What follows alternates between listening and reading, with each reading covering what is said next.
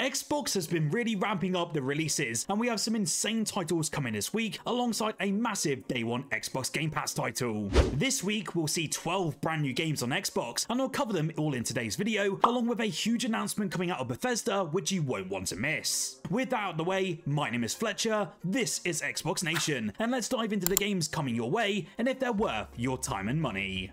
First up and landing on the 21st of April if you pre-ordered the game, or the 24th of April for everyone else, you can play Fatal Fury City of the Wolves. This is a fighting game actually developed by SNK, and this is a direct sequel to the events that took place 2 years later in Garou: Mark of the Wolves. As a good fighting game, this title features a good selection of different characters from 17 to start with, each with their own unique fighting styles and their own powers. If you've played a title before in the Fatal Fury franchise, or any other sort of SNK fighting game for that matter, you'll find many familiar details here. The combat is still as solid as before, demonstrated in fluid one-on-one combat where speed and precision of each and every punch is really important. Each of the combos though has their own rhythm, so getting them right is a matter of practice. If you love fighting games, then this one needs to be on your radar, and I will have a review up for this one by the end of this week.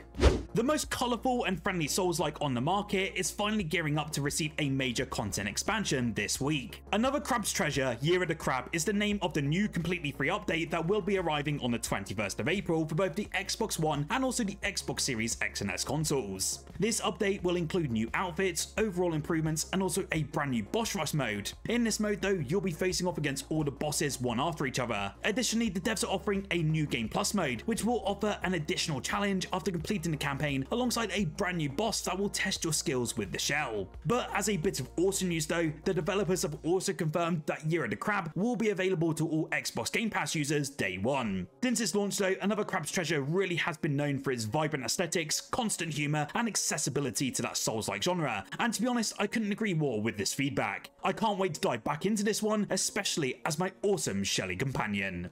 One game that I've actually been keeping my eye on quite recently is for Steel Seed. This is a dark, stealth-driven action game set in a buried high-tech future, where essentially humanity is clinging to survival underground. In this one though, you'll be playing as Zoe, one of the last remaining humans, navigating a mechanical labyrinth filled with both threats and lost truths. Movement here looks very fluid, there's everything from wall running, climbing, and just plenty of stealth takedowns to pull off, as you'll have to avoid detection and uncover your purpose. The world here looks really fascinating. It has that mix of sterile futurism and different ruin, whilst the puzzles woven into the level design and a story that leans heavily into emotional territory. Alongside you though will be a small drone companion, providing you with both support in both traversal and also combat. There seems to also be a very heavy narrative focus here, asking deep questions about freedom, survival, and identity. It's similar in vein to games like A Plague Tale or Observation, and it's worth definitely keeping an eye on if you love those two experiences. If you're wanting to see a review from this one about this game, let me know in the comments below. If you want something with a bit more of a deeply unsettling survival horror vibe, then Post-Trauma brings old school horror vibes into the modern era. This one was actually delayed slightly by a couple of weeks, but finally arrives on the 23rd, and is coming from the same publisher that recently brought us the excellent Blueprints. In this one though, you'll play as Roman, a middle-aged train conductor who wakes up in a twisted, surreal dimension after suffering a brutal panic attack. Armed with limited weapons and even fewer answers, you'll be exploring disturbing hallways, solving some pretty obscure puzzles, and encounter grotesque otherworldly entities that seem ripped from your worst nightmares. There is a fixed camera angle here paired with the stunning Unreal Engine 5 visuals, really creating a suffocating sense of dread that never lets up. This one does look inspired though by classics like Silent Hill and Resident Evil. Post-Trauma though looks to keep us on our toes with shifting environments and psychological tricks that make you question what's really real. In case you missed the Dreamhaven showcase a couple of weeks ago and my video covering the games, we actually have a release hitting Xbox this week called Sunderfolk. This is a cooperative tactics RPG that actually takes the core elements of tabletop games and applies them to a PC and console RPG that people can actually control with their phones, and that's similar in vein to the Jackbox party games. Sunderfolk though looks to capture the same energy though as tabletop games like Dungeons and Dragons. You can even name some characters, locations, and items that reappear throughout the campaign, adding so much personal flair to the overall adventure. It actually arrives on the 23rd of April, and it will cost $50 upon release. And to be honest, that's such a decent price point for a newer and smaller experience with some pretty unique gameplay and its features. Now, if you're like me and you're a fan of dark side-scrolling titles like Limbo, Inside, or Little Nightmares, that's actually a new contender in this niche. Once Upon a Puppet is coming out this Wednesday, and it's the story of puzzles and dynamic levels in which you control a little wooden puppet. During the Future Game Showcase a little while back now, it actually unveiled a brand new trailer packed with tons of charm, some spooky situations, and also a fixed release date. Among its main attractions though, as you can see on screen now, Once Upon a Puppet features simultaneous control of the characters Drev and Snow, including some different manipulable and changeable states, and lots of collectibles alongside some clever puzzles. Once Upon a Puppet will arrive on the 23rd of April for both the Xbox Series X and S consoles, and to be honest, I'm pretty excited for this new side-scrolling platformer. Oppidum is a survival adventure game, and from what I've seen so far and heard from the developers themselves, is that it's also driven by its story. Reading the blurb and doing a bit more research into this one, they essentially state that the fate of the marvelous world depends on you and what you'll have to do to live up to the challenge. You do this all whilst exploring the land of Insel, discovering every resource it has to offer and collecting it to craft your equipment in classic survival crafting fashion. As a bit of an overview though, every battle you fight, every item you craft, and every inhabitant that you help will put you closer to that goal. And that goal is essentially saving this magical world from its corrupted fate. There will of course be a diverse range of characters, and you'll be able to assist them, let them teach you about the different ways of Insel, and so much more. The best thing though that I've actually found out upon doing some research for this video is that you can enjoy Oppidum as a solo adventure or with up to 3 other players in couch or online co-op. This does turn the tale into a corporate adventure to save the land, and to be honest, it looks awesome, especially for those party nights.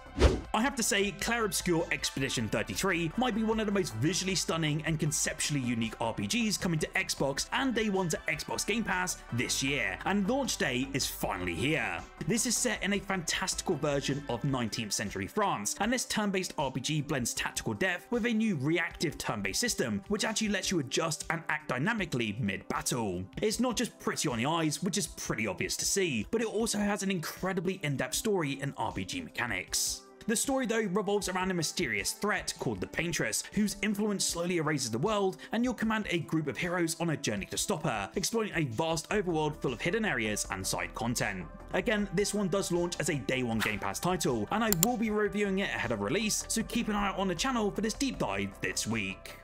The classic adventure game called Amerzone is getting a stunning remake this week. Set in a fictional region of South America and based on a classic 1986 comic book, Amerzone is a classic point-and-click adventure that actually sees you embark on a mysterious journey as a journalist, attempting to unravel the mysteries of a beautiful endangered part of the world. The new remake does retain the looks, sounds, and the gameplay of the original while keeping its spirit alive in a touching tribute to its creator, Benoit Socal. The principal reason for remaking Amerzone though jumps out on the screen immediately when you watch the reveal trailer on screen now. The improvements in technology since 1999 have really allowed the team over at Microids to create a gorgeous new take on the original. If you love point-and-click games with tons of puzzles, or you just want to dive in for a hefty dose of nostalgia, you can do this week on the 25th of April.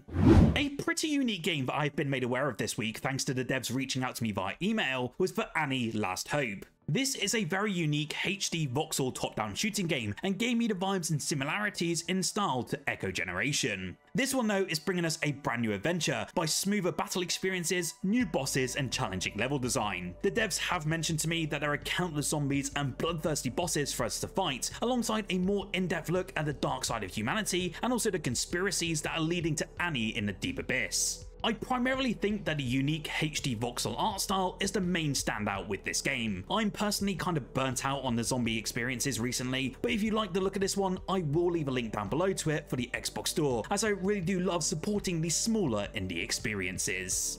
An awesome game that was actually stuck on Switch and is finally coming to Xbox this week is for NanoApostle. This is a dark science fiction boss rush action game featuring intense reaction based combat and a unique destruction point system. In this one, we'll take control as Anita, a child augmented with lethal nanomachines, as she battles against twisted cybernetic experiments to escape a top secret facility. The combat in this one looks so fluid and responsive that you'll be dodging and parrying in your sleep, and the boss themes and pixel art are simply top notch. This is the kind of game though where bosses will absolutely farm you until you understand their attack patterns, and by the end of the game they'll feel nothing more than just mere paperwork. It looks like an awesome indie experience, and I cannot wait for it to arrive on Xbox on the 24th of April. Up next we have EcoGnomix, and this is a quirky combination of roguelike and city builder mixed into one. This one has really intrigued me, as you are in essence sitting atop a vast network of mystical caves in your little gnome village. We will have to send out our teams of gnomes on roguelike runs in order to bring back resources so we can expand these teams and the tiny kingdom. As you grow your village of little prospectors though, you'll be unlocking new abilities for your gnomes, uncovering new biomes, and taking on bizarre creatures and extraordinary vegetation lurking underground. A cool thing though is that above the caves is where we'll get to build our own thriving little gnome village, and in doing so you can unlock new buildings, upgrades, and also abilities, establishing production chains for valuable resources, and building up a tiny economy to help your little team of gnomes venture further on their adventures. It looks like a really cool take of the two genres together, and you will have to check it out when it lands on Xbox on the 25th of April.